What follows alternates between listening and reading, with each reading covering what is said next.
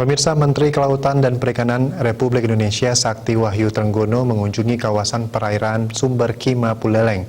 Dalam kesempatan tersebut, Menteri yang baru menjabat ini melakukan panen lobster untuk memenuhi pasar ekspor.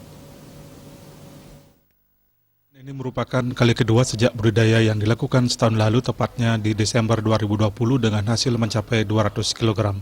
Lobster yang dipanen di Keramba Jaring Apung, Sumber Kimo kali ini jumlahnya mencapai 300 kg dengan berat 200 hingga 300 gram per ekornya. Hasil panen lobster jenis pasir dan mutiara yang akan diekspor ke Tiongkok ini merupakan ekspor perdana lobster hasil budidaya dengan sistem kandang tenggelam. Selain meninjau proses panen, Menteri Trenggono juga melepas liarkan 2% dari jumlah lobster hasil panen, yakni sebanyak 6 kg lobster atau kurang lebih sebanyak 20 ekor yang dilepas ke laut di sekitar perairan Desa Sumber Kimo. Ini merupakan upaya menjaga keberlanjutan lobster tersebut.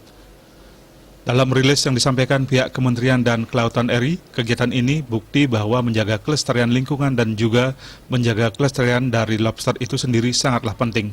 Jika ini dapat dikembangkan terus di beberapa wilayah lain, nampaknya tentu sangat bagus dan dapat meningkatkan ekonomi para nelayan.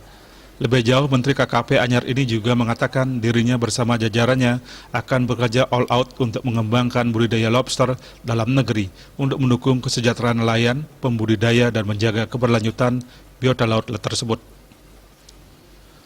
Dalam rilis tersebut juga disampaikan Indonesia bisa menjadi produsen lobster terbesar di dunia, mengingat bibit lobster paling banyak ada di Indonesia.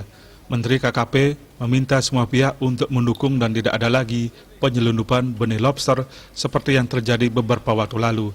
Kawasan Teluk Sumber Kimo memang sangat potensial, maka dari itu sejumlah pengusaha lobster Indonesia tersebut berkumpul untuk berdiskusi bersama dengan Menteri KKP terkait tindak lanjut dari budidaya lobster. Yuda Bali TV.